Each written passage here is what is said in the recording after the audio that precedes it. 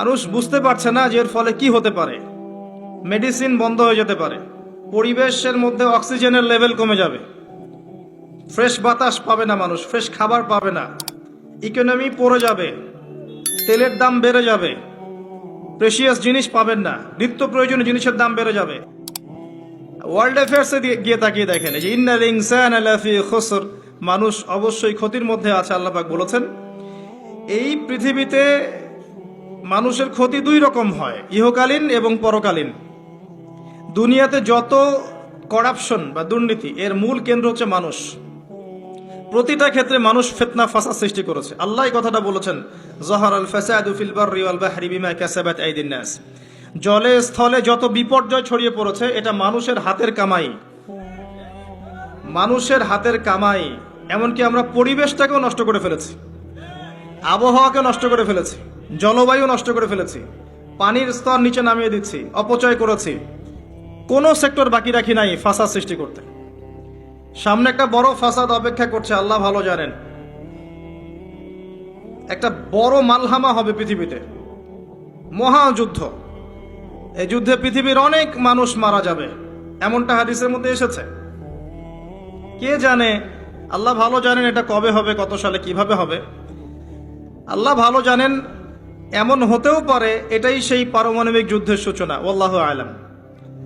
কিছু মানুষ চাচ্ছে, একটা সভ্যতা চাচ্ছে যে পৃথিবীতে একটা মহাযুদ্ধ ঘটুক, এর ফলে পৃথিবীর ম্যাক্সিমাম মানুষ যেন মারা যায়, পরাশক্তিগুলো দমন হয়ে যায়, সে নতুন করে রাইজ করবে, সেই অপেক্ষায় বসে আছে।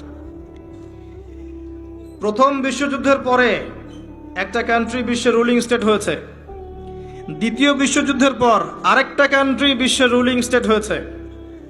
এখন অন্য কোনো রাষ্ট্রকে যদি পৃথিবীর শাসন রাষ্ট্র হিসেবে আত্মপ্রকাশ করতে হয়, তাহলে বিশ্বে আরেকটা বড় যুদ্ধের দরকার আছে।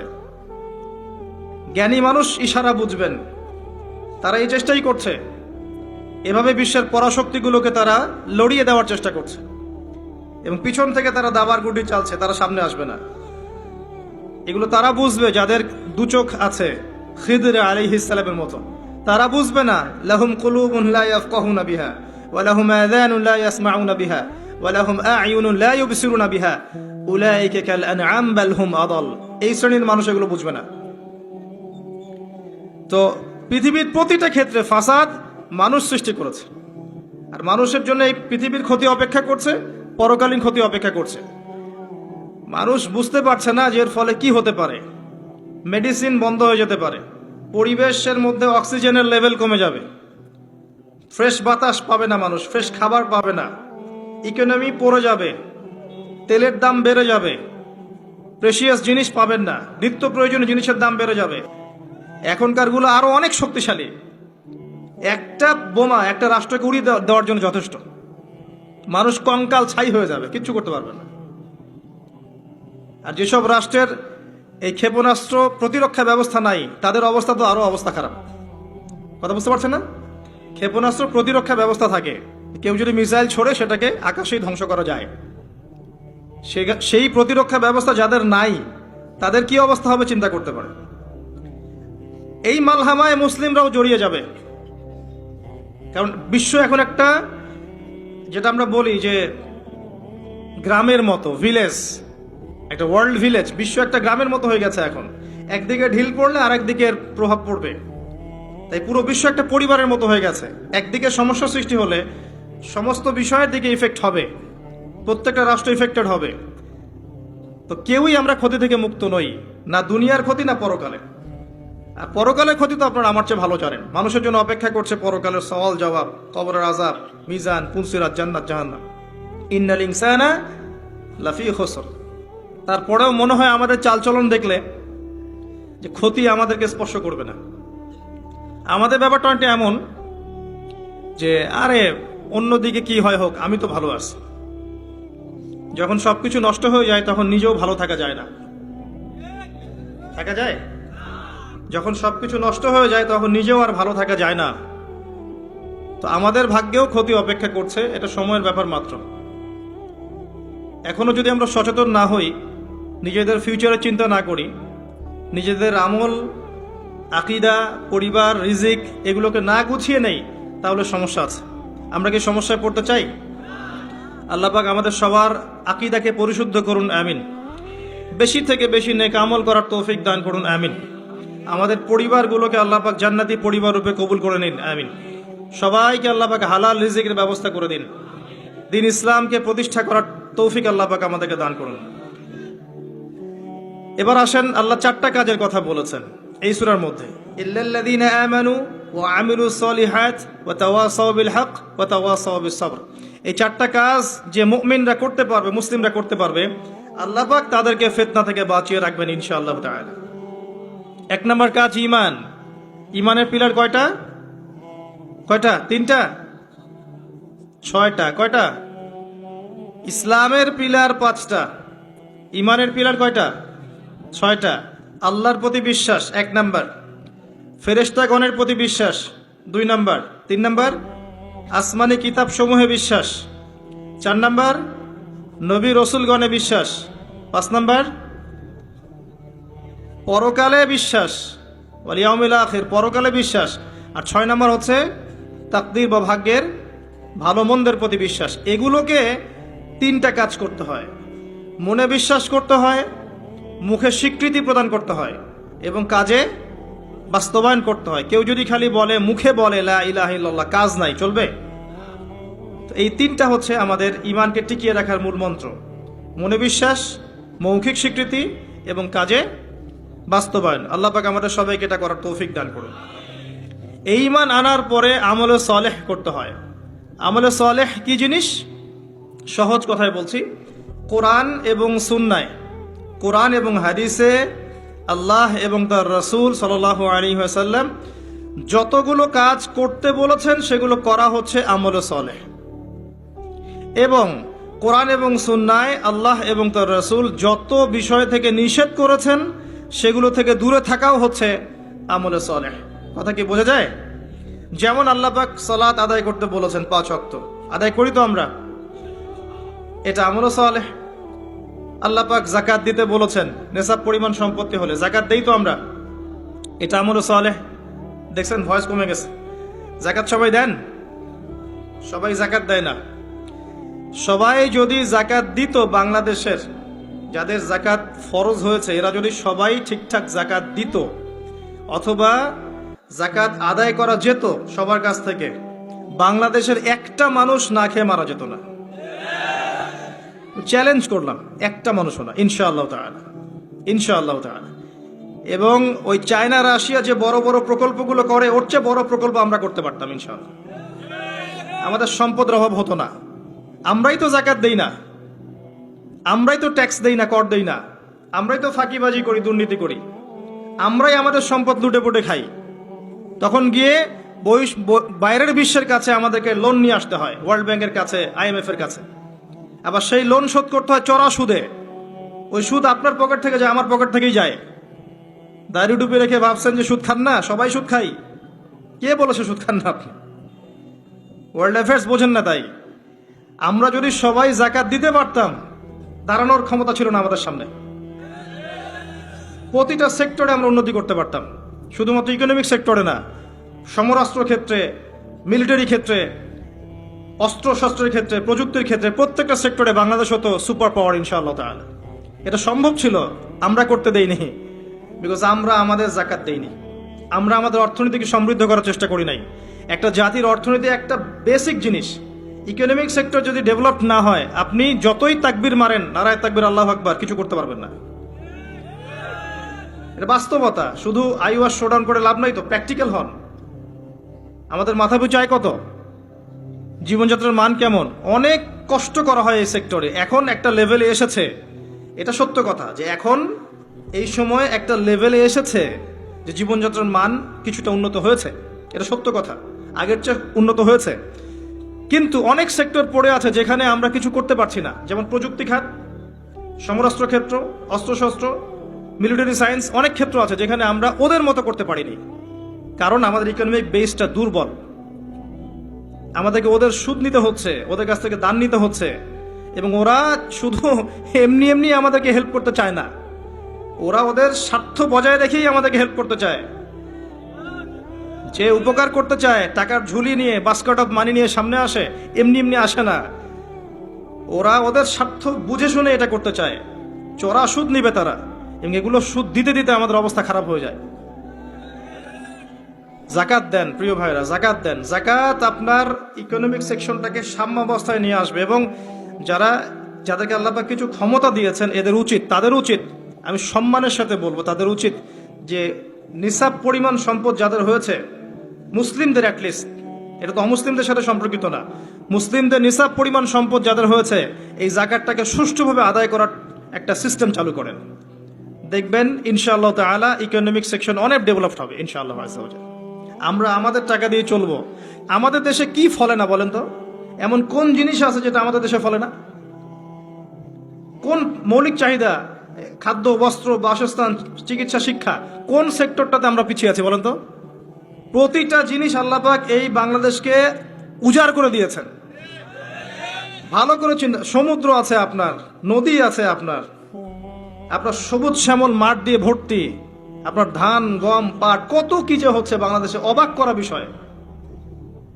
এই দেশের মাটিতে অনেক বড় বড় আল্লাহর ওলিরা এসেছিলেন জানেন, অনেক বড় বড় দোয়া করেছেন তারা দেশের জন্য, এই জায়গার জন্য। জায়গাটা এমনি এমনি তো সুজলা সফল হয়নি। আল্লাহর বান্দারা যখন এখানে তাওহীদে থাকবে, সুন্নতে থাকবে, ইসলামে থাকবে, আল্লাহ আসমান জমিনের বরকতের দরজা খুলে দেবেন ইনশাআল্লাহ। এখন পর্যন্ত এখানে বহু বরেণ্য ওলামা কেরাম আছেন, আল্লাহকে সেজদা করা মানুষের অভাব নাই, মানুষ 5 ওয়াক্ত নামাজ পড়ে, মানুষের মধ্যে ইসলামের প্রেম আছে, মহব্বত আছে। রমাজান মাসে তারা আরো বেশি মুসল্লি হয়ে যায়। অনেক দুর্বলতা আছে, কিন্তু আমাদের দেশের মানুষ ইসলামকে ভালোবাসে না, কোরআনকে ভালোবাসে। আল্লাহ পাক রহমতের প্রতিটা দরজা খুলে দিয়েছেন দেশের জন্য। মাটি উর্বর, আপনার সাগর আছে, গ্যাস পাওয়া যাচ্ছে, কয়দিন পর তেল পাওয়া যাবে, আর অনেক কিছুই পাওয়া যাবে। যদি আমরা আমাদের ক্ষেত্রে সৎ হতাম, আমরা আমাদের সম্পদ কাজে লাগাতে পারতাম, জাকাত দিতাম ঠিকঠাক মতো, কেউ দুর্নীতি করতাম না, কোনো দেশের কাছে লোন নেওয়ার কোনো প্রয়োজন ছিল না আমাদের। আমরা আমাদের মতো করে চলতে পারতাম, মাথা উঁচু করে। এখন এই ক্ষমতা আল্লাহ পাক যাদেরকে দিয়েছেন, তারা যদি এই বিষয়গুলোর দিকে চোখ দেন, এটাই সবে কল্যাণকর। এটা সবার দায়িত্ব নয়, যাদেরকে আল্লাহ পাক এই দায়িত্ব দিয়েছেন তাদের জন্য এই বিষয়গুলো। আমরা শুধু সর্বোচ্চ বিষয়গুলোকে বোঝানোর চেষ্টা করতে পারি বা মানুষকে দাওয়াত প্রদান করতে পারি, এতটুকুই। আল্লাহ পাক আমাদেরকে বোঝার তৌফিক দান করেন। প্রতিটা ক্ষেত্রে আমরা উন্নতি করতে পারবো যদি আপনি সালাতে আসেন, যাকাতে আসেন, ইসলামে আসেন, কোরআন সুন্নায় আসেন। কি বলছিলাম? ইমানের 6 পিলারে 3টা কাজ: মনে বিশ্বাস, মৌখিক স্বীকৃতি, কাজে বাস্তবায়ন, তারপরে আমল সালেহ। প্রতিটা কাজ যা আল্লাহ এবং তার রাসূল করতে বলেছেন করলেই আমল সালেহ। যেমন নামাজ আমল সালেহ, যাকাত আমল সালেহ, আপনি সামর্থ্য হলে হজ করবেন আমল সালেহ, উমরা করবেন আমল সালেহ। রমজান মাস আসছে সামনে, রমজানে 30টা রোজা রাখবেন, তারাবির সালাত পড়বেন, কোরআন খতম দিবেন, সব কি আমল সালেহ। আমরা দোয়া করি আল্লাহ পাক যেন আমাদের সবাইকে রমজানে পৌঁছে দেন এবং বেশি থেকে বেশি রমজানে আমল করিয়ে গুনাহ মাফ করানোর তৌফিক আল্লাহ পাক আমাদেরকে দান করেন। আমিন। চুপচাপ যেখান থেকে নিয়েছো চুপচাপ রেখে চলে যাও, না হলে তোমার জন্য অপেক্ষা করছে পরকাল একটা শাস্তি। আল্লাহ পাক কিয়ামতের মাঠে ওঠার সাথে সাথে তোমার ডান হাত কবজি পর্যন্ত কেটে দিবেন। খুব সতর্ক। আর এই কথাটা আল্লাহ পাক আমার মুখ দিয়ে বের করালেন, তোমার কানে কিন্তু পৌঁছেছে, তুমি দাওয়াত পেয়েছো। সতর্ক আমি করেছি।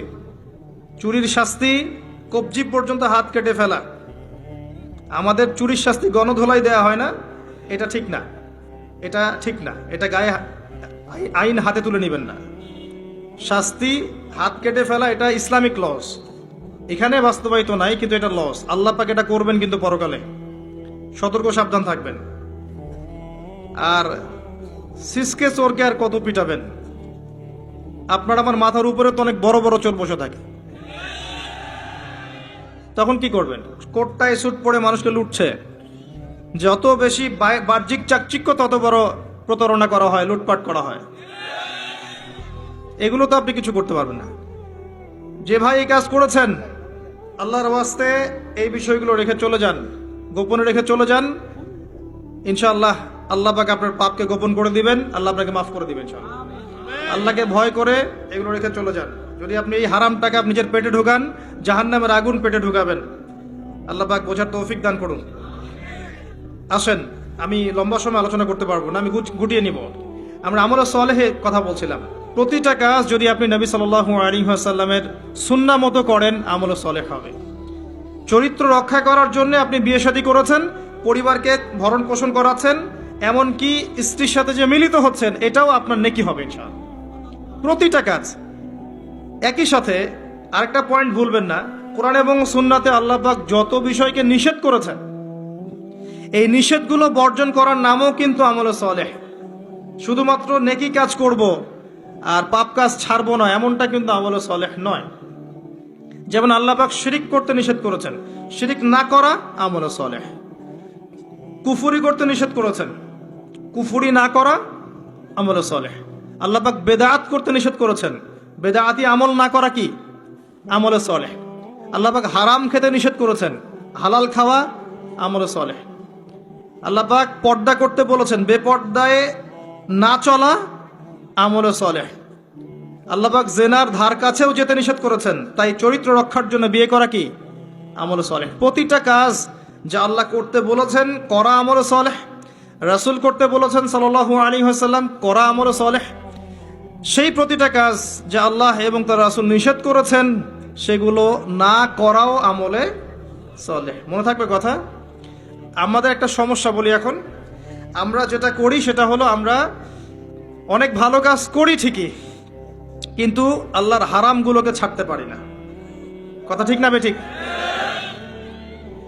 দেখবেন নামাজ পড়ি 5 ওয়াক্ত, সুদ ছাড়তে পারি না, আছে না? আমরা যাকাত, আমরা দান সাদাকা করি মাঝে মাঝে, ফরজ যাকাত দেই না। দেখবেন যে তাহাজ্জুদ পড়ছে বাবা, মেয়ে বেপর্দায় ঘুরে বেড়াচ্ছে, আছে না? বছর বছর হজ ওমরা করছি, এদিকে আল্লাহর হালালকে হারামও করছি, আল্লাহর হারামকে হালাল করছি। এই কাজগুলো আমরা করি না। আমরা অনেক সময় ভালো অনেক কাজ করি, দান সাদাকা করি, নফল দান সাদাকা করি, জুমার নামাজে যাই, ঈদের নামাজে যাই, হ্যাঁ, প্রতিবেশীর খোঁজ নেই, মানুষকে রক্ত দেই, চিকিৎসার জন্য কাজ করি, শিক্ষা ক্ষেত্রে কাজ করি, অনেক কিছুই করি আমরা ভালো কাজ, কিন্তু আল্লাহর নিষেধগুলো কিন্তু ছাড়ি না। তো আল্লাহর নিষেধটা ছাড়া সবচেয়ে বড় কথা, কারণ নেক আমল করা সহজ, আল্লাহর নিষেধ ছাড়াটা খুবই কঠিন, এটা মনে রাখবেন। নেক আমল করা সহজ, আল্লাহর জন্য কিছু ছাড়া অনেক কঠিন, অনেক কঠিন। আল্লাহ পাক আমাদেরকে ছাড়ার তৌফিক দান করুন। এরপর আল্লাহ পাক বলেছেন ওয়াতাওয়াসাউ বিল হাক্কি ওয়াতাওয়াসাউ বিস সাবর। যারা হকের উপদেশ দেয় পরস্পরকে, একে অপরকে হকের উপদেশ দেয়। হকটা কি জিনিস? হকটা কি? এর সংজ্ঞা কে দিবে? আমি দিব না আপনি দিবেন না আল্লাহ দিবে? কার সংজ্ঞা নিবেন? হকটা কি কে বলবে, কে বুঝাবে? আল্লাহ বুঝাবেন। আল্লাহ বলছেন হকের সংজ্ঞা, সূরা কাহফ এই সূরার 29 নম্বর আয়াতে গিয়ে দেখবেন আল্লাহ পাক হকের সংজ্ঞা দিয়েছেন। আল্লাহ পাক বলেছেন ওয়াকুলিল হাক্কু মির রাব্বিকুম। হক সেটাই, ভালো করে শোনেন, হক সেটাই, সত্য মিথ্যার মানদণ্ড সেটাই, ন্যায় অন্যায়ের মানদণ্ড সেটাই, জ্ঞানের মানদণ্ড সেটাই, ঠিক আছে, যেটা তোমার রবের পক্ষ থেকে নাজিল হয়। বাস। কি নাজিল হয়েছে? এখন আপনি বলেন কি নাজিল হয়েছে? যখন তাওরাত নাজিল হয়েছিল ওটাই হক ছিল, ইনজিল নাজিল হয়েছে ওটাই হক ছিল, জাবুর নাজিল হয়েছে ওটাই হক ছিল। এখন কি আছে? কোরআন এবং এর ব্যাখ্যা হাদিস। কিয়ামত পর্যন্ত কি অন্য কোনো উৎস আসবে? অন্য কোনো নবী আসবেন? আর কোনো রাসূল আসবেন? গোলাম আহমেদ কাদিয়ানী যতই বলুক, সে কি নবী হয়ে যাবে? সুবহানাল্লাহ। কিছু মানুষ এখন তাদেরকেও নবী বলে গ্রহণ করছে। আর এটা কিয়ামতের সাইন। আমি অবাক হচ্ছি না, কারণ নবী সাল্লাল্লাহু আলাইহি ওয়াসাল্লাম বলেছেন কিয়ামতের আগে 30 জন ভণ্ড নবীর আগমন ঘটবে। কতজন? তার মধ্যে 4 জন হচ্ছে মহিলা, তার মধ্যে 4 জন কে? মহিলা, বাকিরা পুরুষ। তো এই হলো অবস্থা। নবী সাল্লাল্লাহু আলাইহি ওয়াসাল্লামের ঠিক পরেই আবু বকর রাদিয়াল্লাহু আনহু যুগেও একাধিক ভণ্ড নবীর আগমন ঘটেছিল, এখনো হচ্ছে। এরপরে কিয়ামত পর্যন্ত কোন নবী আসবে? নবীর ওয়ারিশগণ থাকবেন। নবীর ওয়ারিশ কারা? ওলামায়ে কেরাম, তারা নবীর ওয়ারিশ। এবং আমার নাসিহা হচ্ছে আপনি কোরআন এবং সুন্নাহটাকে তাদের সোহবতে গিয়ে পড়েন এবং বোঝেন। এটা সবচেয়ে বেশি ইম্পর্টেন্ট, কারণ কোরআন এবং সুন্নাহ তাদেরকে দেখে শিখলে আপনি ভালো শিখতে পারবেন। এবং এটা হচ্ছে সেই নববী সুন্নাহ। এখানে গিয়ে আপনি দেখতে পারেন, একজন সাধারণ মানুষ হিসেবে আপনি দেখতে পারেন যে অনেকের মাঝখানে হয়তো ইখতিলাফ আছে, ঠিক আছে, মত পার্থক্য আছে। এই মত পার্থক্যে আপনি ঢুকবেন না। তারা যদি মত পার্থক্য করে এটা তাদের উপর ছেড়ে দেন। আপনি সবাইকে সম্মান করবেন, কথা বুঝতে পারছেন? আপনি সব আলেমদেরকে সম্মান করবেন, হকপন্থী ওলামায়ে কেরাম যারা আছেন সবাইকে আপনি সম্মান করবেন, সবার সাথে আপনি সখ্যতা বজায় রাখবেন। তারা আপোষে কার সাথে কি করছে এটা আপনার দেখার দরকার নেই, কথা বুঝতে পারছেন? উদারভাবে যদি চিন্তা করেন তখন আপনি বুঝবেন যে আমরা সবাই এক এবং আমরা সবাই মুসলিম উম্মার অংশ, কেউ কারো শত্রু নই, আমরা সবাই একে অপরের ভাই। যদি কেউ আপনাকে ভাই মনে না করে, আপনি তাকে ভাই মনে করেন, ইনশাল্লাহ ঐক্য হয়ে যাবে। আল্লাহ পাক তৌফিক দান করুন বোঝার। আরেকটা মূলনীতি আছে যা আমি চেষ্টা করি মেনে চলার, যে প্রত্যেকের মাঝে আপনি কিছু ভালো জিনিস পাবেন। যে আপনাকে দু একটা বাজে কথা বলছে বা ভুল বুঝছে বা আপনার সমালোচনা করছে, তার মধ্যেও দেখবেন আপনি দু একটা ভালো জিনিস আছে না? ওইটা আপনি নিয়ে নেন, ওই ভালোটুকু আপনি নেন। সে আপনাকে বকা দিয়েছে, গালি দিয়েছে বা তহমত দিয়েছে বলে তার ভালোটা নিবেন না, এমনটা করেন না। তার ভালোটুকু আপনি নিয়ে নেন উদার মনে। আর প্রত্যেকের মধ্যে আপনি দেখবেন কিছু বিতর্কিত বিষয় আছে, খারাপ, যেটা খারাপ, এই খারাপগুলো আপনি নিবেন না, আপনি এড়িয়ে যাবেন। তখন দেখবেন আপনি সবার মাঝে একটা হৃদ্যতার বন্ধন তৈরি করতে পারবেন, অন্যথায় সম্ভব না। আর আমরা যতই ক্ষমতার দাপট দেখাই না কেন, আমরা যদি ইউনাইটেড না থাকি আমাদের কোনো মূল্য নাই বিশ্বের দরবারে। শোনেন ভাই, আল কোরআনুল কারীমকে অবমাননা করা,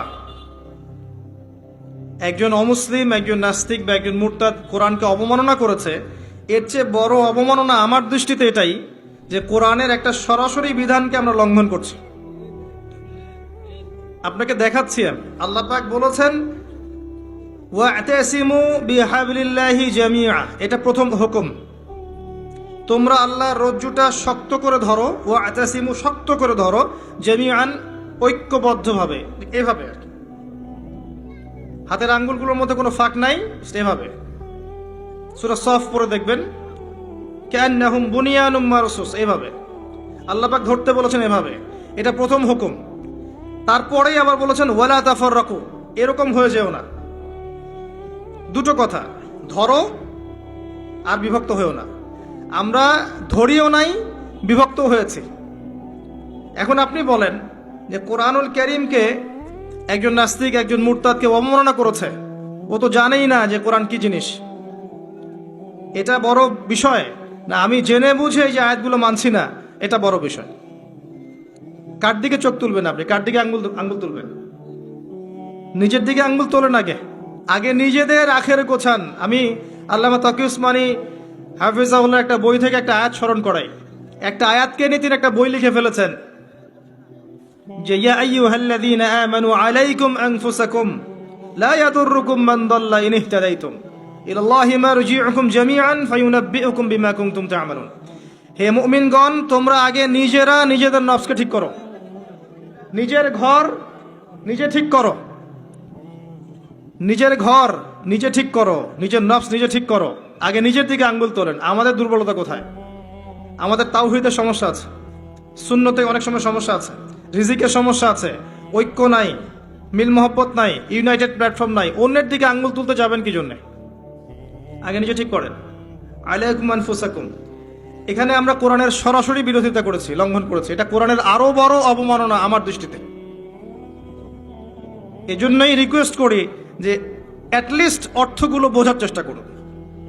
আপনি তিলাওয়াত তো করবেনই, প্রত্যেক হরফে 10টা কি পাবেনই, এটাতে তো কেউ বাধা দিবে না। প্রত্যেক হরফে 10টা করে নাকি পাবেন। এই যে আয়াতটা আমি পড়ে শোনালাম, এটার যদি অর্থটা আপনি না জানতেন তাহলে কি এই মেসেজটা পেতেন? এই মেসেজটা কি পাওয়ার দরকার নাই? এটাই আল্লাহ পাক বলছেন ওয়াযারু মা বাকিয়া মিনার রিবা, সুদের অবশিষ্ট অংশ ছেড়ে দাও। ওয়া ইল্লাম তাফআলু, যদি তোমরা এটা না করো, ফাআযানু বিহারবি মিনাল্লাহি ওয়া রাসূলিহি, আল্লাহ এবং তার রাসূলের সাথে যুদ্ধের ঘোষণা শুনে রাখো। আল্লাহ এটা বলছেন, আমি খাচ্ছি। কে অবমাননা করলো বেশি, আমি না নাস্তিক? কে করলো? আর এই যে আয়াতটা আমি পড়ে শোনালাম, এটার যদি আপনাকে আমি অর্থটা না বলতাম, আপনি কি বুঝতে পারতেন? এই অর্থ জানার দরকার নাই, এটাই বুঝাচ্ছি। প্রতিটা ক্ষেত্রে ওয়ালা তাকরাবু জিনা, জিনার কাছেও যেও না। আমরা করছি, আতিউল্লাহ ওয়া আতিউর রাসূল, আল্লাহর আনুগত্য করো, রাসূলের আনুগত্য করো, করছি না। তো আমরা কোরআনের যে আয়াতগুলোকে মানছি না বা আমল করছি না, এটা কি কোরআনের অবমাননা হচ্ছে না? এবং আল্লাহর এই মেসেজগুলো যে আমরা বোঝার চেষ্টা করছি না, এটা কি কোরআনের অবমাননা হচ্ছে না? কোরআনের ভিতরে তো ঢুকতে হবে, এর হকটা আদায় করতে হবে। আল্লাহ পাক আমাদেরকে বোঝার তৌফিক এনায়েত করুন, আমিন। এবং এই কাজগুলো কাদের? যারা এগুলোর জ্ঞানে দক্ষ, তাদের কাছে গিয়ে আপনি এগুলো জানবেন। এতে তাদের সম্মান আরো বাড়বে, কমবে? কখনো না। হকটা আল্লাহর পক্ষ থেকে আসে এবং এই হকের দাওয়াত একে অপরকে দিতে বলা হয়েছে। যত মানুষ আপনার আহ্বানে হকপন্থী হবে, হকের পথে আসবে, এই সমস্ত মানুষের নেকি আপনি পাবেন ইনশাআল্লাহ তাআলা। এবং যদি কেউ আপনার দ্বারা বাতিলপন্থী হয়ে যায়, পথভ্রষ্ট হয়ে যায়, তাহলে ওই মানুষদের গুনাহও কিন্তু আপনার কাঁধে চলে আসবে। তাই সতর্ক হওয়া উচিত আমাদের সবার। আল্লাহ পাক আমাদের সবাইকে সতর্ক হওয়ার তৌফিক এনায়েত করুন, আমিন। সর্বশেষ আল্লাহ পাক বলেছেন ওয়াতাওয়াসাউ বিস-সাবর, ধৈর্যের কথা। সবর মানে এটা নয় যে আমি পরিস্থিতি পরিবর্তনের অপেক্ষায় বসে আছি, এখন খারাপ সময় চলছে, একসময় ভালো সময় আসবে, আমি ভালো হয়ে যাব, এটার নাম সবর নয়। সবর মানে খারাপ অবস্থার পরিবর্তনের চেষ্টা করা, এর জন্য স্ট্রাইভ করা। সবরের এক্সাম্পল আপনি নেন নূহ আলাইহিস সালাম থেকে 950 বছর দাওয়াতি কাজ করেছেন। সবরের এক্সাম্পল নেন ইব্রাহিম আলাইহিস সালামের কাছ থেকে, পরিবার ছেড়ে দিয়েছেন, সমাজ ছেড়ে দিয়েছেন, আগুনের পরীক্ষাও দিয়েছেন। সবর নেন ঈসা ইবনে মারিয়ামের কাছ থেকে, আল্লাহ পাক শেষে পৃথিবীতে জায়গায় হয়নি, আল্লাহ পাক তাকে আসমানে তুলে নিয়েছেন। সবর দেখেন মুহাম্মদ সাল্লাল্লাহু আলাইহি ওয়াসাল্লামের 23 বছর নবী হওয়ার পরে কত যে নির্মম অত্যাচার তাকে সহ্য করতে হয়েছে, আমাদের কল্পনার বাইরে। তাকে সারা জীবনে 16টা গালি খেতে হয়েছে, তাকে 15 বার মানুষ হত্যা করার চেষ্টা করেছে, আত্মীয় স্বজন তাকে তিরস্কার করেছে, গলার মধ্যে গামছা পেঁচিয়েছে, এই যে আপনার উটের ভুঁড়ি, নাড়ি ভুঁড়ি পিঠে চাপিয়ে দিয়েছে, দেয় নাই? তাকে দেশ থেকে চলে যেতে হয়নি, তায়েববাসী তাকে আঘাত করেনি, উহুদের প্রান্তরে তার দাঁত শহীদ হয়ে যায়নি। এত কিছু করতে হয়েছে কি জন্যে? হকের জন্যে। এই সবরের প্রশ্ন আসবে যখন আমরা হকের উপর থাকবো, তখন সবরের প্রশ্ন আসবে। গোল আলু মার্কা মুসলিম হলে তার সবরের প্রশ্ন আসছে না। কথা বুঝতে পারছেন না? যদি যে বিষয়গুলো নিয়ে কথা বললে বা যেগুলো করলে কোনো সমস্যা নাই, কেউ কিচ্ছু বলবে না, খাওয়ার পর মিষ্টি খাওয়া সুন্নত, তাই না? তাসবিহ তাহলিল করা সুন্নত, তারপরে খাওয়ার আগে বিসমিল্লাহ, খাওয়ার শেষে আলহামদুলিল্লাহ, বাথরুমে যাওয়ার আগে একটা দোয়া, বের হওয়ার পরে একটা দোয়া। এই যে বিষয়গুলো আছে, যেগুলো ইসলামের চরম শত্রুর মুখের উপর বললেও তার কোনো সমস্যা নাই, তখন কোনো বাধার প্রশ্ন আসবে না। যখন আপনি কমপ্লিট ইসলামটাকে সমাজের সামনে উপস্থাপন করার চেষ্টা করবেন এবং এটার জন্য আপনি স্ট্রাইভ করবেন, তখন আপনার হকের পথে বাধা আসবে, তখন সবরের প্রশ্ন আসবে। এবং এই সবরের এক্সাম্পল আমরা নবীদের জীবন থেকে নিতে পারি, রাসূলুল্লাহ সাল্লাল্লাহু আলাইহি ওয়াসাল্লাম সাহাবায়ে কেরামের জীবনী থেকেও নিতে পারি।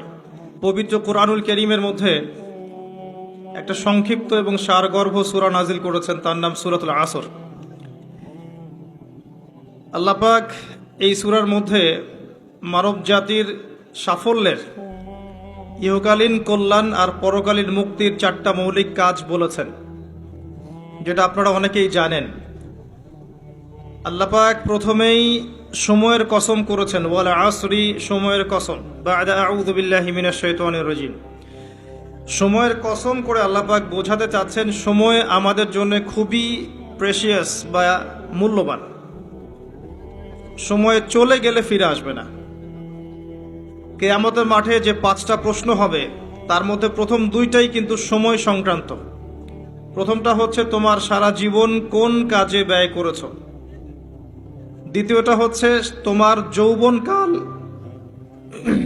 যৌবনকাল কোন পথে ব্যয় করেছো।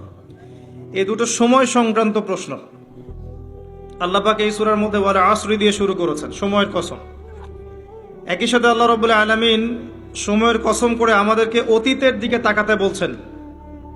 অতীতের দিকে তাকিয়ে দেখো যে প্রত্যেক যুগে যুগে আল্লাহ পাক নবী রাসূল প্রেরণ করেছেন, আসমানি কিতাব নাজিল করেছেন। প্রত্যেক যুগে যুগে যারাই আল্লাহ এবং তার রাসূলের অবাধ্য হয়েছে, আল্লাহ পাক দুনিয়াতেও ধ্বংস করেছেন, পরকালেও ধ্বংস করবেন। এই কথার কোনো ব্যত্যয় আছে? প্রমাণ নেন। নূহ আলাইহিস সালাম 950 বছর দাওয়াত দিয়েছেন, কিছু মানুষ ইসলাম কবুল করেছে, বাকিরা করেনি। যারা করে নাই আল্লাহ পাক তাদেরকে ধ্বংস করেননি। কি দিয়ে ডুবিয়ে দিয়েছিলেন? প্লাবন দিয়ে। এমনকি নূহ আলাইহিস সালামের স্ত্রী সন্তান পর্যন্ত ঈমান আনে নাই। এনেছে? আনে নাই। এখান থেকেও শিক্ষা আছে যে আমরা যারা আদর্শ পরিবার গড়তে চাই, এমন হতে পারে যে পরিবারের সকল সদস্য সবাই কথা শুনবে না, এমনটাও হতে পারে। এতে হতাশ হওয়ার কিছু নেই। তখন আপনাকে নিজের চিন্তা করতে হবে। আলাইকুম আনফুসাকুম, নিজের নফসের ফিকির করতে হবে। আপনি দাওয়াত দিতে দিতে ক্লান্ত হয়ে যান, যদি দাওয়াত দিতে দিতে বোঝাতে বোঝাতে ক্লান্ত হয়ে যান, তারপরেও আপনার কথা মানুষ না শোনে, আলাইকুম আনফুসাকুম, নিজের ফিকির করেন। নূহ আলাইহিস সালাম যখন বললেন, বাবা নৌকায় উঠে আসো, সে বলছে আমি পাহাড়ে উঠে যাব, পাহাড় আমাকে বাঁচাবে। তখন নূহ আলাইহিস সালাম বলছেন, আজকে আল্লাহর আযাব থেকে কেউ বাঁচাতে পারবে না। একটা ঢেউ বাবা আর ছেলের মাঝখানে অন্তরায় হয়ে গেল। একটা ঢেউ আসলো, বাবা একদিকে, ছেলে একদিকে। নূহ আলাইহিস সালাম সন্তানের জন্য আল্লাহর কাছে দোয়া করছেন, আল্লাহর কাছে ভিক্ষা চাচ্ছেন, রহমত, দয়া। ইন্নাহু মিন আহলি, আল্লাহ বলছেন লাইসা মিন আহলিক, হে আল্লাহ সে আমার পরিবারের অন্তর্ভুক্ত। আল্লাহ বলছেন সে তোমার পরিবারের কেউ না। আল্লাহর কাছে দেশ, ভাষা, রক্ত, বর্ণ, জাতীয়তাবাদ কোনো কিছুর কোনো মূল্য নাই, ইল্লাত তাকওয়া, শুধু তাকওয়ার মূল্য আছে। যে ঈমান এনেছে, আকীদা পরিশুদ্ধ করেছে, আমল ঠিক করেছে, তাওহীদ শিখেছে, সুন্নতে থেকেছে, আল্লাহকে ভয় করেছে, সাধ্যমতো আল্লাহর দিনের পথে কাজ করেছে, দিন প্রতিষ্ঠার চেষ্টা করেছে, ইনশাআল্লাহ জান্নাতে চলে যাবে। আর যে হোক না কেন, একজন নবীর স্ত্রী হোক না কেন, বা কোনো নবীর আত্মীয় হোক না কেন, যত বড় মানুষ হোক না কেন, যত বড় ধনী হোক, যত সম্পদশালী হোক, যত শৌর্য বীর্য ক্ষমতার অধিকারী হোক, যত কিছু থাকুক না কেন, ঈমান না থাকলে, আমল না থাকলে, তাকওয়া না থাকলে, তাকে কেউ আল্লাহর আযাব থেকে বাঁচাতে পারবে না। পারবে? এটা মৌলিক কথা। আসলে মাহফিলে অনেক কথার প্রয়োজন নাই। আমার কথা বুঝতে পারছেন? অনেক বেশি কথার প্রয়োজন নাই। অল্প কিছু কথা যদি আপনার মনে আসার করে, দিলে আসার করে, যথেষ্ট। প্রথম কথা হচ্ছে এইটা, ঈমান, তাওহীদ, নেক আমল, তাকওয়া, এগুলো ছাড়া কিছুই আমাদেরকে বাঁচাতে পারবে না। এবং যার যার হিসেব তাকে তাকেই দিতে হবে। নূহ আলাইহিস সালামের ছেলে জান্নাতে যেতে পারলো না, নূহ আলাইহিস সালামের স্ত্রী হয়েও তিনি জান্নাতে যেতে পারলেন না। প্রত্যেক যুগে যুগে ইব্রাহিম আলাইহিস সালাম, তার বাবা কি ঈমান এনেছে? আনে নাই। তার বাবার পরিণতি হয়েছে তাদের মতোই। লূত আলাইহিস সালাম, তার স্ত্রী কি ঈমান এনেছে? আনে নাই, পরিণতি একই। মুহাম্মদ সাল্লাল্লাহু আলাইহি ওয়াসাল্লামের চাচারা সবাই কি ঈমান এনেছে? তার বংশের মানুষ সবাই কি ঈমান এনেছে? অনেকেই তো তার সাথে শত্রুতা করেছে, করে নাই? আবু লাহাব তার চাচা নন? আবু লাহাব ঈমান এনেছে, চাচা হয়েও সে পার পেল না। তো এই হচ্ছে মূল কথা। আল্লাহ পাক সময়ের কসম করে বোঝাতে যাচ্ছেন, অতীতকালের দিকে তাকিয়ে দেখো, প্রত্যেক যুগে যুগে যারাই আল্লাহর অবাধ্য হয়েছে, তার রাসূলের অবাধ্য হয়েছে, আল্লাহর নাজিলকৃত বিধানের আনুগত্য করে নাই, আল্লাহ পাক দুনিয়াতেও শাস্তি দিয়েছেন, পরকালেও শাস্তি দিয়েছেন। একই সুন্নাহ প্রত্যেক যুগে যুগে। আরেকটা বিষয় আমাদের বুঝে আসে, সেটা হলো ওয়াল আসরি দিয়ে আল্লাহ পাক শেষ জামানার মানুষদেরকে সতর্ক করছেন বেশি। কারণ শেষ জামানার মানুষেরা সবচেয়ে বড় ফিতনার মধ্যে থাকবে, সবচেয়ে বেশি বেশি ফিতনা থাকবে এই জামানার মধ্যে। ব্যক্তি জীবনে ফিতনা থাকবে, ধর্মে ফিতনা থাকবে, পরিবারে ফিতনা থাকবে, সমাজে থাকবে, বিশ্বে থাকবে, সমস্ত ক্ষেত্রে ফিতনা থাকবে, ফিতনা দিয়ে ভর্তি। কিন্তু মানুষ মনে করবে তারা খুব ভালো কাজ করছে, মানুষ মনে করবে তারা খুব ভালো ভালো আমল করছে, কিন্তু এগুলো ফিতনার মধ্যে ডুবে আছে। আপনি দেখবেন এখন তাওহীদের মধ্যে শিরিক ঢুকে গেছে, সুন্নতের মধ্যে বেদাত ঢুকে গেছে, দেখবেন হালাল রিজিকের মধ্যে হারাম ঢুকে গেছে। খুব কম মানুষই এখন হালাল রিজিক খায়, খুব কম মানুষই। সবার ঘরে ঘরে এখন সুদ, সবার ঘরে ঘরে দেখবেন ঘুষের টাকা ঢুকছে, দুর্নীতির টাকা ঢুকছে, আত্মসাতের টাকা ঢুকছে। খুব কম মানুষ হালাল খায়। অনেক সময় দেখবেন আমরাও দাড়ি টুপি রেখেও অনেক সময় বোনদের সম্পত্তির অধিকার দেই না, এমন হয় না? আমরাও অনেক সময় ধর্মীয় লেবাসেও দেখা গেছে আমরা টাকা পয়সা আত্মসাৎ করছি না? এরকমও হিস্ট্রি আছে। খুব কম মানুষ আছে এই পৃথিবীতে যারা হালাল রিজিক খাচ্ছে। আমরা খাস করে দোয়া করি আল্লাহ যেন আমাদের সবাইকে হালাল রিজিক খাওয়ার তৌফিক দান করে। প্রতিটা ক্ষেত্রে ফিতনা। আপনি সংস্কৃতিতে যান, সেখানে দেখবেন সংস্কৃতির নামে আমরা মেয়েদের সাথে কি করেছি, নারী পুরুষের ফ্রি মিক্সিং করে দিয়েছি। নারী পুরুষ বেলাল্লাপনে একসাথে চলাফেরা করছে, যেখানে আল্লাহ পাক কিছু চাইতে বলেছেন পর্দার আড়াল থেকে, তাই না? সূরা আহজাব পড়েন, সূরা নূর পড়েন। কিছু চাইলে একটা বেগানা নারী যদি কিছু চায় তাকে পর্দার আড়াল থেকে চাইতে হয়। আল্লাহ যেখানে বলছেন ওয়ালা তাকরাবু জিনা, জিনার কাছেও যেও না, সেখানে আমরা জিনাকে বানাচ্ছি কাছে আসার গল্প। কথা বুঝতে পারছেন? ফ্রি মিক্সিং একদম শুরু থেকে, স্কুল লাইফ থেকে শুরু হবে, একদম ওই যে ক্লাস 5-6 থেকে শুরু করে এসএসসি, এইচএসসি, অনার্স মাস্টার্স, প্রতিটা ক্ষেত্রে, স্কুল, তারপর কলেজ, তারপর বিশ্ববিদ্যালয়, সবখানে ফ্রি মিক্সিং। নারী পুরুষ একসাথে ক্লাস করবে, একসাথে পড়বে, একসাথে ঘুরবে, তারা বন্ধু। আল্লাহ পাক যে সম্পর্কটাকে হারাম করেছেন এটাকে হালাল করে আমরা শিক্ষা অর্জন করছি, জ্ঞান অর্জন করছি। প্রতিটা ক্ষেত্রে ফিতনা। এরপরেও আছে পোশাকের ফিতনা, মেয়েরা ছেলেদের পোশাক পরছে। আবার কোন কোন ক্ষেত্রে দেখবেন ছেলেরাও মেয়েদের পোশাক পরছে। প্রতিটা ক্ষেত্রে আপনি দেখবেন, এবং মেয়েরা ছেলেদের জায়গা নিয়ে নিচ্ছে সমাজে। প্রতিটা ক্ষেত্রে আপনি গিয়ে দেখেন, হোক সেটা আপনার দোকান বা শপিং মলস বা এয়ারপোর্ট বা আপনার ফিল্ম ইন্ডাস্ট্রি বা মডেলিং বা সংস্কৃতির কোনো ক্ষেত্র বা ব্যাংকিং সেক্টর বা corporate sector, even political sector, সব জায়গায় গিয়ে দেখবেন আপনি মেয়েরা ছেলেদের জায়গা নিয়ে নিচ্ছে। Free mixing. এটা ফ্রি মিক্সিং কারণে এর ফলে আরও কিছু বিষয় হয়েছে। এর ফলে দেখবেন আপনি জেনা বাড়বে, পরকীয়া বাড়বে, ব্যভিচার বাড়বে, টিজিং বাড়বে, এবং কোনো কোনো ক্ষেত্রে দেখবেন পরিবারের কাঠামো ভেঙে যাবে, ধর্ষণ বাড়বে। এর উপরেও আছে আপনার এই যে নগ্ন ফিল্মস। এই ফিল্মসগুলো দেখার মধ্য দিয়ে এবং গোপনে গোপনে এই পাপের সংস্কৃতিতে লিপ্ত থাকার মধ্য দিয়ে মানুষ ভিতর থেকে পশু হয়ে যাচ্ছে। প্রতিটা ক্ষেত্রে, অর্থনীতি বলেন, সংস্কৃতি বলেন, আপনার পরিবারের দিকে তাকিয়ে দেখেন, ফিতনায় ভর্তি, পরিপূর্ণ। পরিবারের কর্তারা এখন ইব্রাহিমের মতো নয়। পরিবারের সন্তান সন্ততি কোরআন সুন্নাহ বোঝে না, ওযুর ফরজ বোঝে না, নামাজ কালাম ঠিক মতো পড়ে না। পরিবারের মেয়েরা দেখবেন পর্দা করে না। পরিবারে তালিম নাই, হৃদ্যতা, ভালোবাসা নাই, ইল্লা মাশা আল্লাহ। এর বাইরে আল্লাহর কিছু বান্দা আছেন, তাদের কথা ভিন্ন। ম্যাক্সিমাম পরিবারের অবস্থা। পরিবারের উপার্জনে ঠিক নাই, কোন পথে টাকা ঢুকছে পরিবারে ঠিক নাই, ঢুকলেই হলো, হালাল হোক আর হারাম হোক, এই হচ্ছে আমাদের টার্গেট।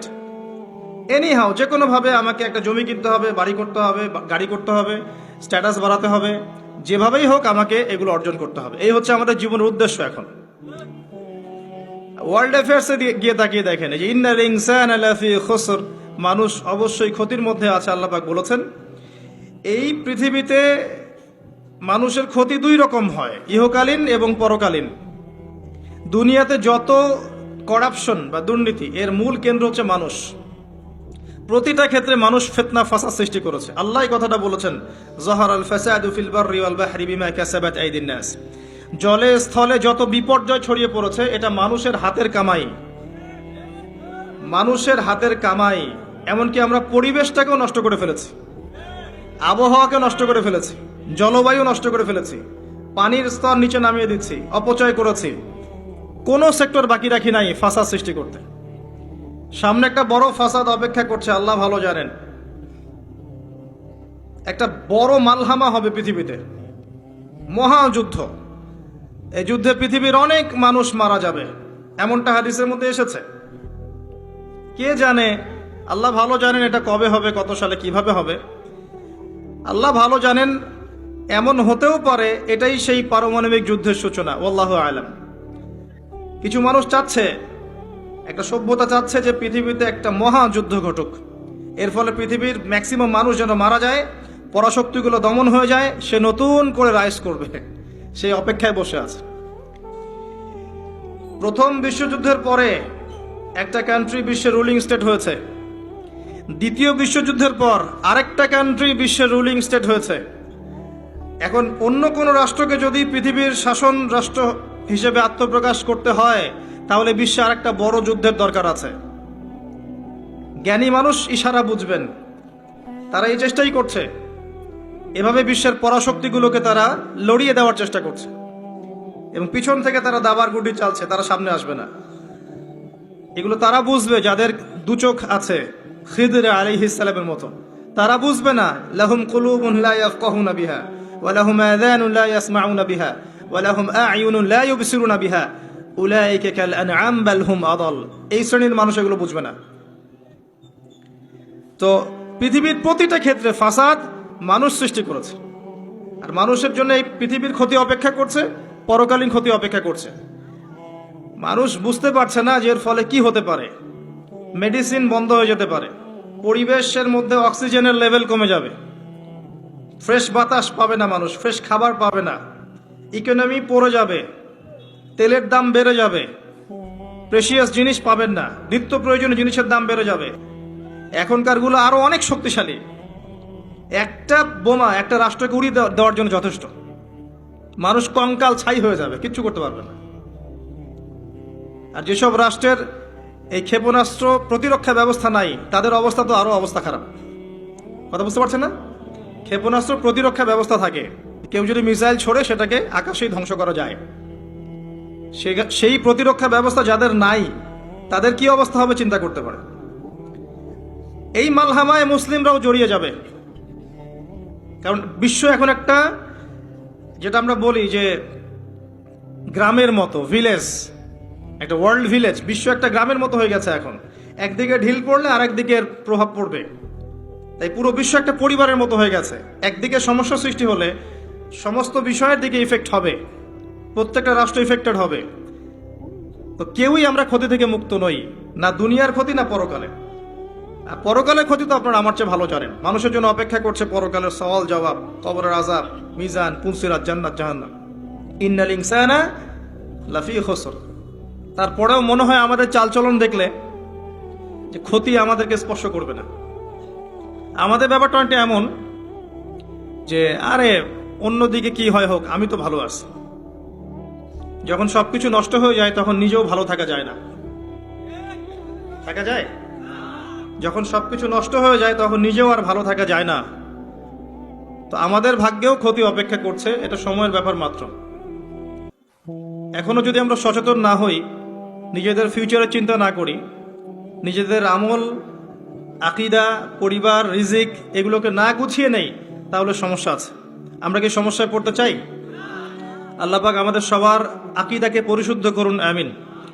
বেশি থেকে বেশি নেক আমল করার তৌফিক দান করুন, আমিন। আমাদের পরিবারগুলোকে আল্লাহ পাক জান্নাতি পরিবার রূপে কবুল করে নিন, আমিন। সবাইকে আল্লাহ পাক হালাল রিজিকের ব্যবস্থা করে দিন। দিন ইসলামকে প্রতিষ্ঠা করার তৌফিক আল্লাহ পাক আমাদেরকে দান করুন। এবার আসেন, আল্লাহ 4টা কাজের কথা বলেছেন এই সূরার মধ্যে। ইল্লাল্লাযীনা আমানু ওয়া আমিলুস সলিহাত ওয়া তাওয়াসাউ বিল হক ওয়া তাওয়াসাউ বিস সবর। এই 4টা কাজ যে মুমিনরা করতে পারবে, মুসলিমরা করতে পারবে, আল্লাহ পাক তাদেরকে ফিতনা থেকে বাঁচিয়ে রাখবেন ইনশাআল্লাহ তাআলা। 1 নম্বর কাজ ঈমান। ঈমানের পিলার কয়টা? 3টা? 6টা? কয়টা? ইসলামের পিলার 5টা, ঈমানের পিলার কয়টা? 6টা। আল্লাহর প্রতি বিশ্বাস 1 নম্বর, ফেরেশতাগণের প্রতি বিশ্বাস 2 নম্বর, 3 নম্বর আসমানি কিতাব সমূহে বিশ্বাস, 4 নম্বর নবী রসুলগণে বিশ্বাস, 5 নম্বর পরকালে বিশ্বাস, ওয়াল ইয়াউমিল আখির, পরকালে বিশ্বাস, আর 6 নম্বর হচ্ছে তাকদীর বা ভাগ্যের ভালো মন্দের প্রতি বিশ্বাস, এগুলোকে তিনটা কাজ করতে হয়। মনে বিশ্বাস করতে হয়, মুখে স্বীকৃতি প্রদান করতে হয়, এবং কাজে বাস্তবায়ন করতে হয়। কেউ যদি খালি বলে, মুখে বলে লা ইলাহা ইল্লাল্লাহ, কাজ নাই, চলবে? তো এই তিনটা হচ্ছে আমাদের ঈমানকে টিকিয়ে রাখার মূল মন্ত্র: মনে বিশ্বাস, মৌখিক স্বীকৃতি এবং কাজে বাস্তবায়ন। আল্লাহ পাক আমাদের সবাইকে এটা করার তৌফিক দান করুন। এই ঈমান আনার পরে আমলে সালেহ করতে হয়। আমলে সালেহ কি জিনিস? সহজ কথায় বলছি, কোরআন এবং সুন্নায়, কোরআন এবং হাদিসে আল্লাহ এবং তার রাসূল সাল্লাল্লাহু আলাইহি ওয়াসাল্লাম যতগুলো কাজ করতে বলেছেন সেগুলো করা হচ্ছে আমলে সালেহ। এবং কোরআন এবং সুন্নায় আল্লাহ এবং তার রাসূল যত বিষয় থেকে নিষেধ করেছেন সেগুলো থেকে দূরে থাকাও হচ্ছে আমলে সালেহ। কথা কি বোঝা যায়? যেমন আল্লাহ পাক সালাত আদায় করতে বলেছেন, 5 ওয়াক্ত আদায় করি তো আমরা, এটা আমলে সালেহ। আল্লাহ পাক যাকাত দিতে বলেছেন, নেশাব পরিমাণ সম্পত্তি হলে যাকাত দেই তো আমরা, এটা আমলে সালেহ। দেখছেন ভয়েস কমে গেছে। যাকাত সবাই দেন? সবাই যাকাত দেয় না। সবাই যদি যাকাত দিত, বাংলাদেশের যাদের যাকাত ফরজ হয়েছে এরা যদি সবাই ঠিকঠাক যাকাত দিত, অথবা যাকাত আদায় করা যেত সবার কাছ থেকে, বাংলাদেশের একটা মানুষ না খেয়ে মারা যেত না। চ্যালেঞ্জ করলাম, একটা মানুষও না, ইনশাআল্লাহ তাআলা, ইনশাআল্লাহ তাআলা। এবং ওই চায়না রাশিয়া যে বড় বড় প্রকল্পগুলো করে, ওর চেয়ে বড় প্রকল্প আমরা করতে পারতাম ইনশাআল্লাহ। আমাদের সম্পদের অভাব হতো না। আমরাই তো যাকাত দেই না, আমরাই তো ট্যাক্স দেই না, কর দেই না, আমরাই তো ফাঁকিবাজি করি, দুর্নীতি করি, আমরাই আমাদের সম্পদ লুটে পুটে খাই। তখন গিয়ে বাইরের বিশ্বের কাছে আমাদেরকে লোন নিয়ে আসতে হয়, ওয়ার্ল্ড ব্যাংকের কাছে, IMF এর কাছে। আবার সেই লোন শোধ করতে হয় চড়া সুদে। ওই সুদ আপনার পকেট থেকে যায়, আমার পকেট থেকেই যায়। দাড়ি টুপি রেখে ভাবছেন যে সুদ খান না? সবাই সুদ খাই। কে বলেছে সুদ খান না? আপনি ওয়ার্ল্ড অ্যাফেয়ার্স বোঝেন না। তাই আমরা যদি সবাই যাকাত দিতে পারতাম, দাঁড়ানোর ক্ষমতা ছিল না আমাদের সামনে। প্রতিটা সেক্টরে আমরা উন্নতি করতে পারতাম, শুধুমাত্র ইকোনমিক সেক্টরে না, সমরাস্ত্র ক্ষেত্রে, মিলিটারি ক্ষেত্রে, অস্ত্র শস্ত্রের ক্ষেত্রে, প্রযুক্তির ক্ষেত্রে, প্রত্যেকটা সেক্টরে বাংলাদেশ হতো সুপার পাওয়ার ইনশাআল্লাহ তাআলা। এটা সম্ভব ছিল, আমরা করতে দেইনি, বিকজ আমরা আমাদের যাকাত দেইনি। আমরা আমাদের অর্থনীতিকে সমৃদ্ধ করার চেষ্টা করি নাই। একটা জাতির অর্থনীতি একটা বেসিক জিনিস। ইকোনমিক সেক্টর যদি ডেভেলপ না হয়, আপনি যতই তাকবীর মারেন, নারায়ে তাকবীর, আল্লাহু আকবার, কিছু করতে পারবেন না। এটা বাস্তবতা। শুধু আইওয়াস শোডাউন করে লাভ নাই তো, প্র্যাকটিক্যাল হন। আমাদের মাথা পিছু আয় কত? জীবনযাত্রার মান কেমন? অনেক কষ্ট করা হয় এই সেক্টরে। এখন একটা লেভেলে এসেছে, এটা সত্য কথা, যে এখন এই সময় একটা লেভেলে এসেছে যে জীবনযাত্রার মান কিছুটা উন্নত হয়েছে, এটা সত্য কথা, আগের চেয়ে উন্নত হয়েছে। কিন্তু অনেক সেক্টর পড়ে আছে যেখানে আমরা কিছু করতে পারছি না, যেমন প্রযুক্তি খাত, সমরাস্ত্র ক্ষেত্র, অস্ত্রশস্ত্র, মিলিটারি সায়েন্স, অনেক ক্ষেত্র আছে যেখানে আমরা ওদের মতো করতে পারিনি, কারণ আমাদের ইকোনমিক বেসটা দুর্বল।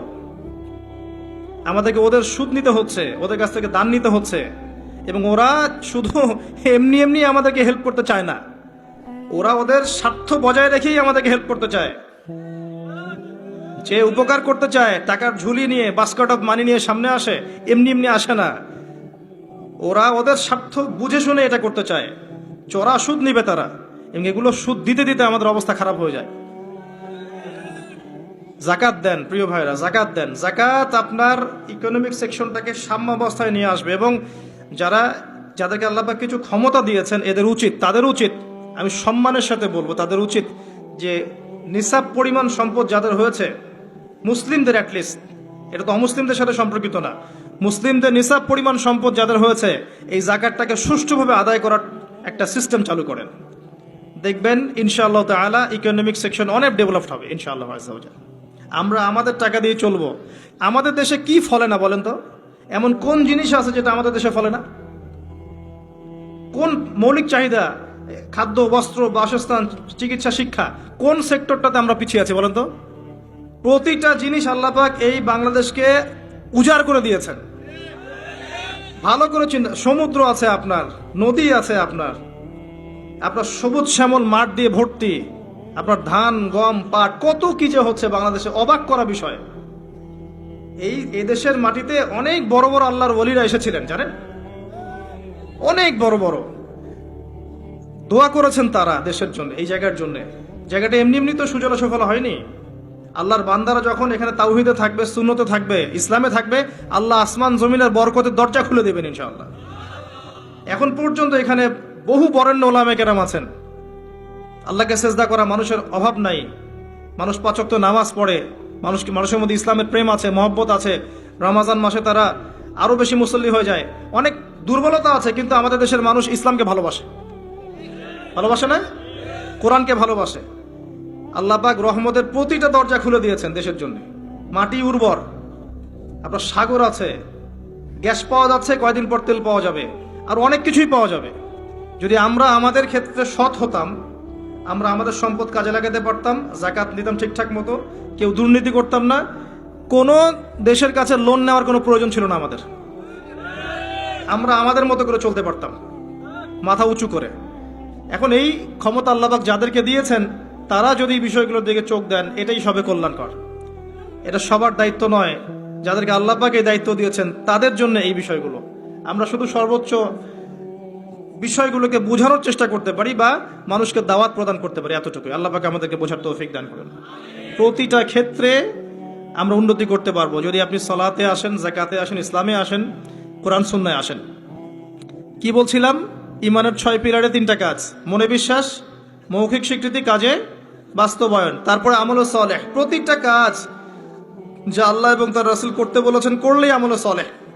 যেমন নামাজ, আমল সালেহ; যাকাত, আমল সালেহ। আপনি সামর্থ্য হলে হজ করবেন, আমল সালেহ; ওমরা করবেন, আমল সালেহ। রমজান মাস আসছে সামনে, রমজানে 30টা রোজা রাখবেন, তারাবির সালাত পড়বেন, কোরআন খতম দিবেন, সব কি আমল সালেহ। আমরা দোয়া করি আল্লাহ পাক যেন আমাদের সবাইকে রমজানে পৌঁছে দেন এবং বেশি থেকে বেশি রমজানে আমল করিয়ে গুনাহ মাফ করানোর তৌফিক আল্লাহ পাক আমাদেরকে দান করে দেন।